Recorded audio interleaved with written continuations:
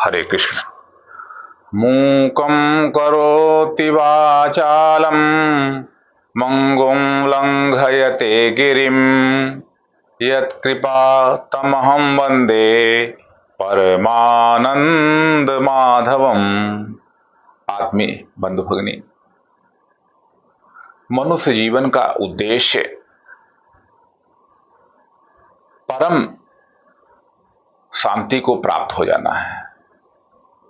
मनुष्य जीवन का उद्देश्य अपुनरावृत्ति यानी परम गति को प्राप्त कर लेना है। मनुष्य जीवन का उद्देश्य परमात्मा का साक्षात्कार लेना है।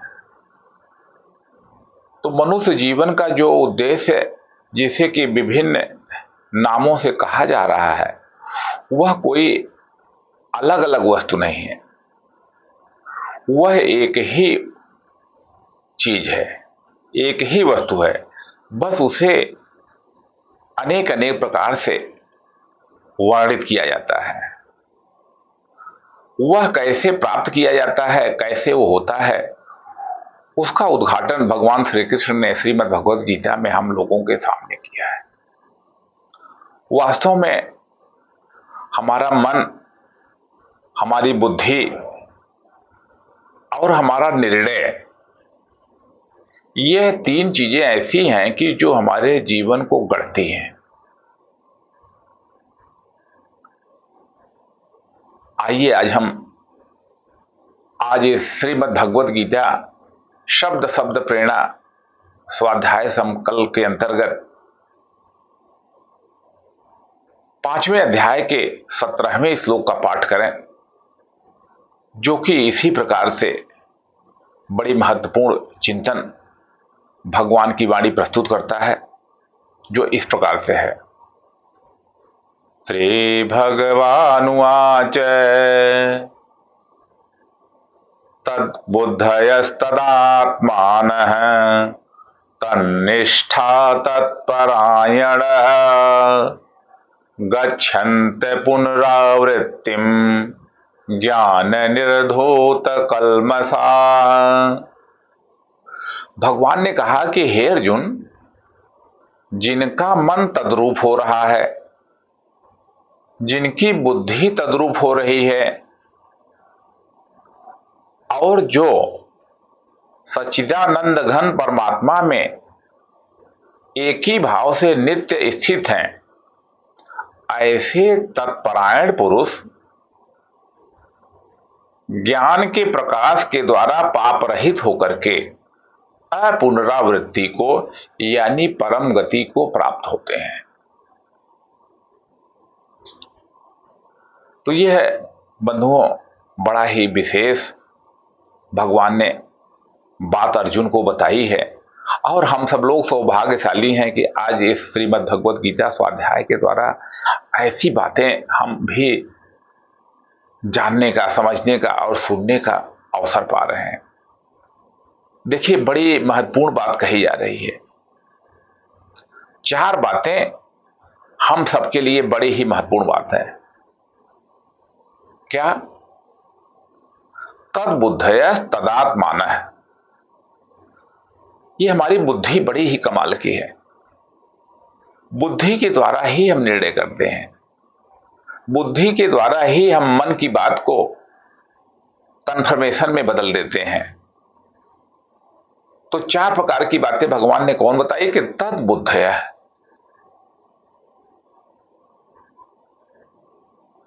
जो बुद्धि है वो तद्रूप हो गई। तद्रूप माने उसी के रूप का हो जाना।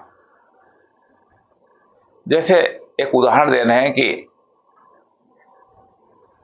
जो पानी है, पानी का कोई आकार और कोई रूप नहीं होता है।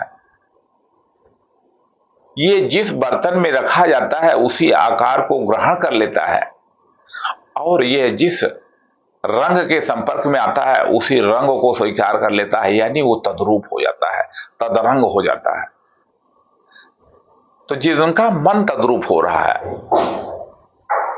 यानी उस परमात्मा के संग में आकर के जिनका मन परमात्मामय हो जा रहा है, जिनकी बुद्धि उसी तद्रूप हो जा रही है, और जिनकी निष्ठा यानी कि वे उसी में उन्होंने पक्का निर्णय कर लिया है कि एकमात्र परमात्मा, एकमात्र सच्चिदानंद घन परमात्मा में ही मुझे रहना है, वही मेरी परम गति है, ऐसे जो निर्णय कर लिए हैं। और चौथी जो जीत है तत्परायण,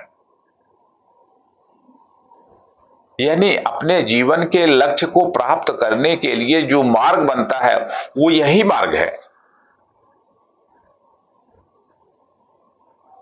ऐसे जो ज्ञानी भक्त हैं वे ज्ञान निर्धूत कल्मषा, कल्मष माने होता है पाप, उनके सभी पाप ज्ञान के प्रकाश के द्वारा नष्ट हो जाते हैं, नष्ट कर दिए जाते हैं। ऐसे लोग अपुनरावृत्ति यानी परम गति को, जिसे हम लोग मोक्ष कहते हैं, मोक्ष को प्राप्त होते हैं। बंधुओं, यह जो हमारा मन है क्या है? तो मन कितना चंचल है। मन क्या है? विचारों का पुंज है। हम सब लोग, कोई ऐसा व्यक्ति नहीं है जिसके पास मन नहीं है। मन यानी क्या है? मन यानी विचारों का एक प्रवाह। कितने प्रकार का विचार निरंतर हम करते रहते हैं, और बहुत बार स्वप्न में भी विचार आने लगते हैं। हम कविता करते हैं तो विचार आता है, हम भोजन करते हैं तो विचार आता है, जब हम स्वाद लेते हैं, जब तो इंद्रियों से जब हम कोई भी ज्ञान लेते हैं तो विचार आता है। तो इसलिए मन का संशोधन, मन का शोधन बड़ा महत्वपूर्ण हो जाता है। तो इसलिए यहां पर जो भगवान श्री कृष्ण ने ये बताया है कि कैसे हमें जीवन जीना चाहिए, वास्तव में भगवान के परायण होकर के और अपनी बुद्धि को ईश्वरमय करके हमको अपना जीवन जीना चाहिए। हमारे देश के विद्यार्थी, हमारे देश के युवा, हम सभी लोगों का परम कर्तव्य है कि हम छोटी छोटी बातों में अपनी बुद्धि को न रंग लें। हम अपनी बुद्धि को काम में, अपनी बुद्धि को क्रोध में, अपनी बुद्धि को नश्वर वस्तुओं के संयोग में ले जाकर के उधर तद्रूप न कर दें। हमें तो जो नश्वर नहीं है, जो सनातन है, जो दिव्य है, उस दिव्य के तद्रूप अपनी बुद्धि को करना है। तो देखा जाए तो बड़े ही श्रेष्ठ जीवन जीने का यहां पर भगवान ने मार्गदर्शन किया है, और तब आदमी अपुनरावृत्ति को प्राप्त होता है। अब देखिए कितनी बड़ी बात यही कही जा रही कि जीवन का लक्ष्य क्या है?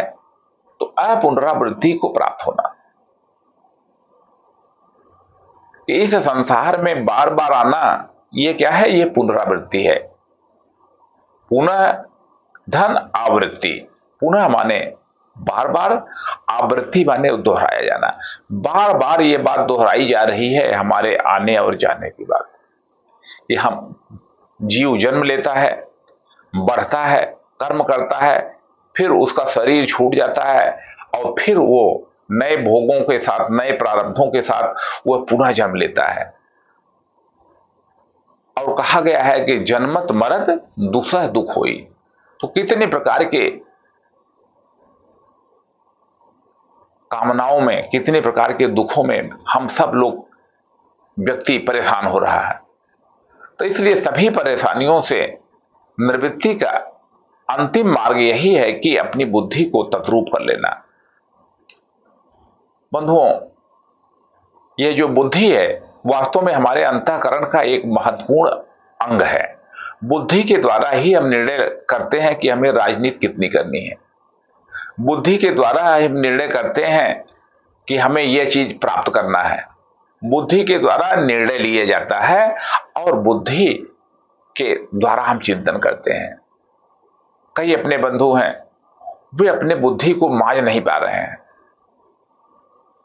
तो हम भगवान के द्वारा दिए गए इस श्रीमद् भगवद गीता के विचारों से अपनी बुद्धि को जरा सा तद्रूप कर लें, अपने मन को ईश्वर के अनुगामी बना लें, और आप देखेंगे कि अपने आप अच्छे से अच्छे निर्णय होने लगेगा। आइए श्रीमद् भगवद गीता के अमृतमय ज्ञान के द्वारा हम एक महान राष्ट्र की आधारशिला रखने के लिए, श्रेष्ठ लोगों को तैयार करने के लिए प्रेरित करें। आखिर श्रेष्ठ इंसान कैसे पैदा होते हैं?